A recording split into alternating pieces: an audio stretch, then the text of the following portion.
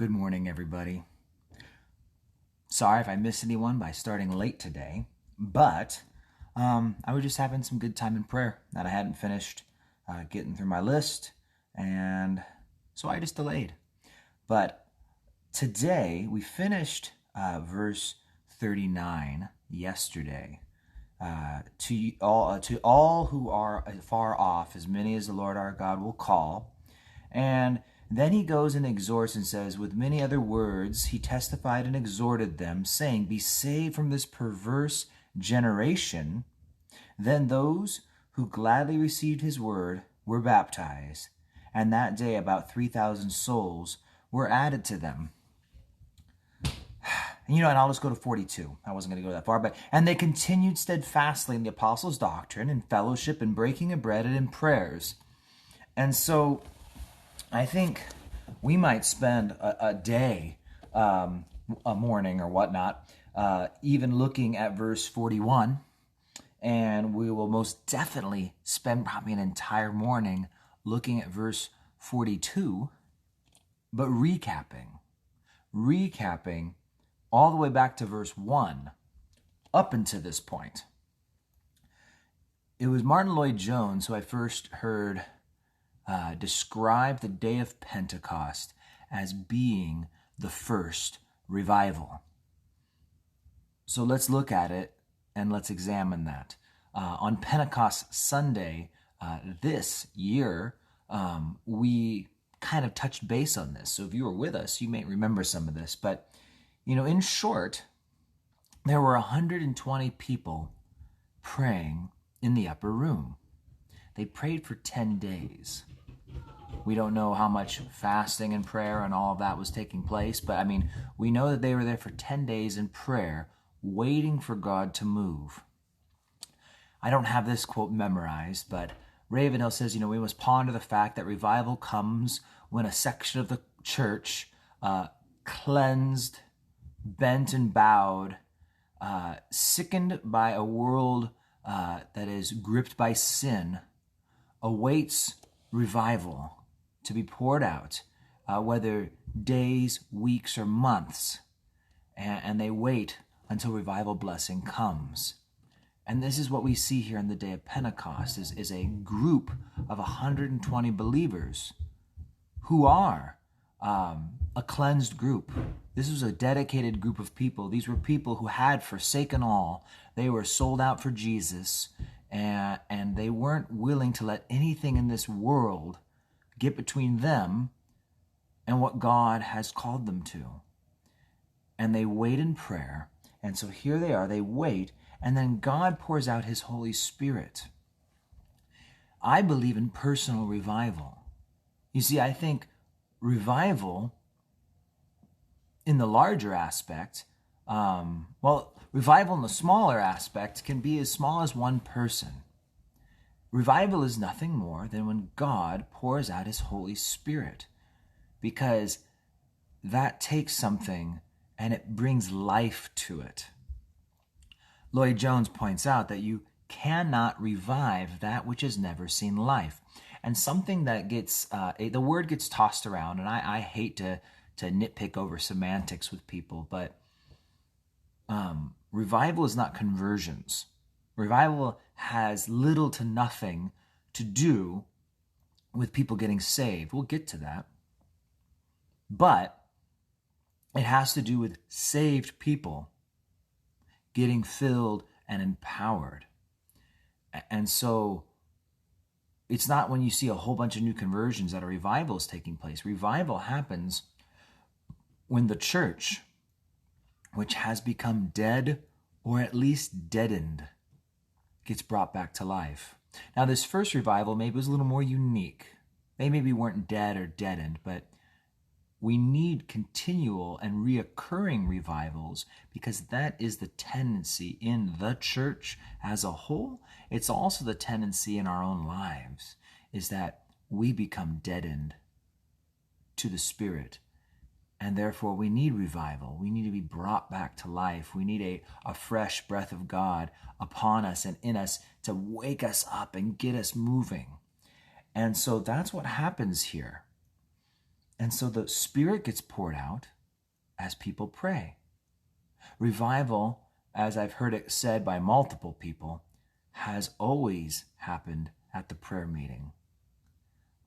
Every revival has its story. Massive revival, right? Has its story tied to a group of people praying. We wonder why revival does not come. Well, many of us should know it's partly because the prayer meetings are so poorly attended. We talk about, hey, if anyone wants revival, come and pray. And, when a whole church gets an announcement and 2 people come, it shows where people's hearts are at. It shows that where we are willing and ready. What are we waiting for? Well, we're waiting for hearts to be desperate. And God's willing to make people desperate. God is willing to put situations into your life to create disparity to the point where finally you're willing to beg.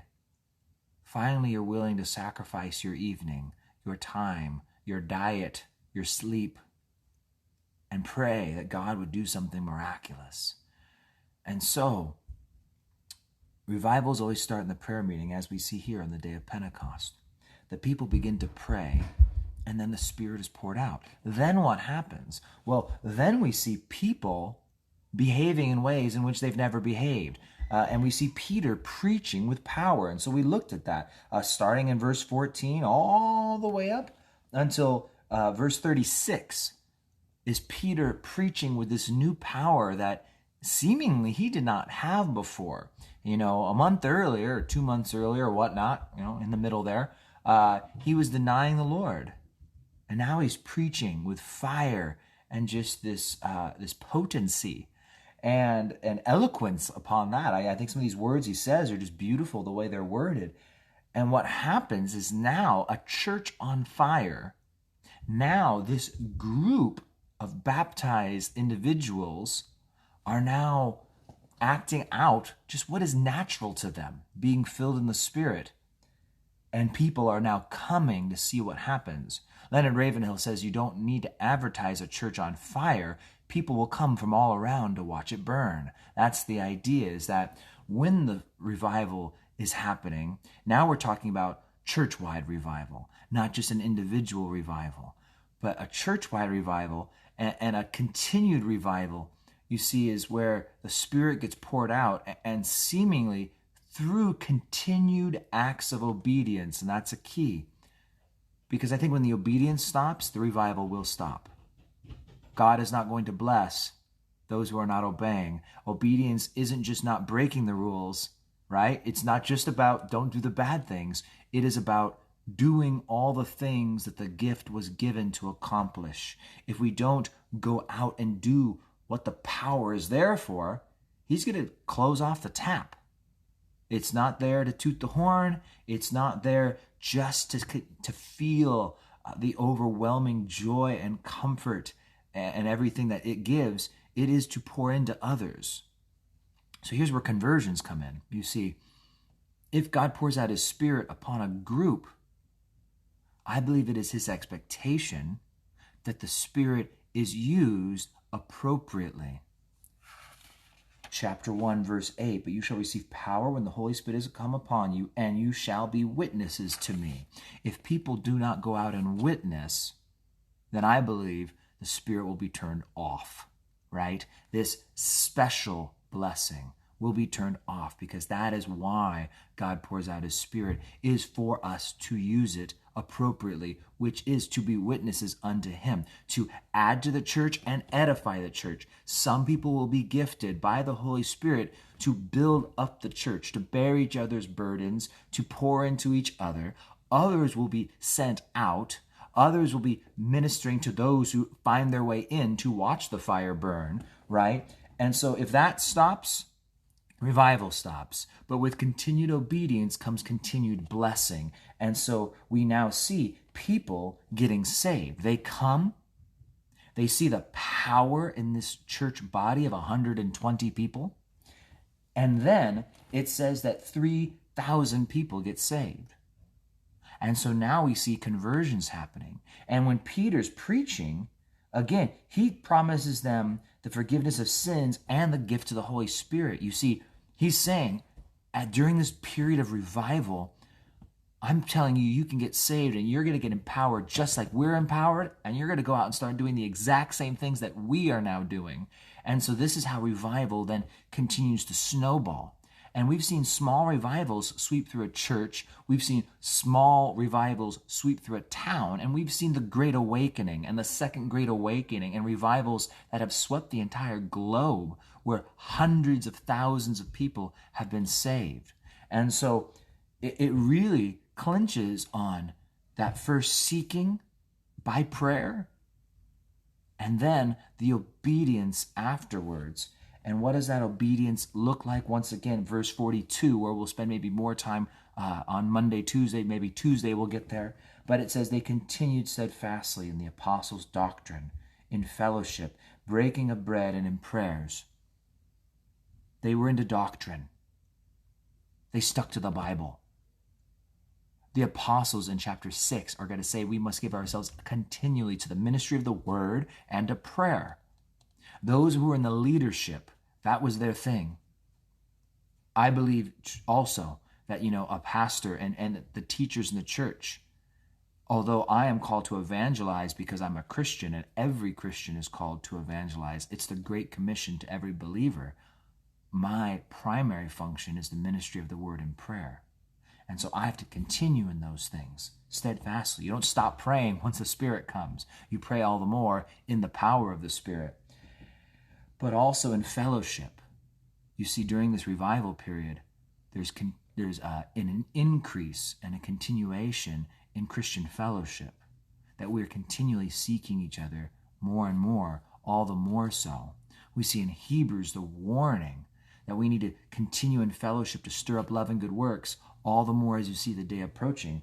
And in the breaking of bread, which it's ambiguous enough that some would just say it is that fellowship and eating meals together, and others that's communion, that often communion was just simply spoken of as breaking bread. And so regardless, revival comes when a section of the church, a cleansed section, a repentant section, a section willing to forsake all, seeks the Lord diligently in prayer. God pours out his Spirit, and then in obedience they continue in the things that the Spirit was given for. And then members are added to the church, because it's just a natural byproduct of Christians being Christians. And there's a continued blessing that happens as long as people continue to walk in obedience to what Christ has called us to do. So there you go. We made it a little bit further in Acts today. God bless you guys. I love you guys. Have a wonderful weekend.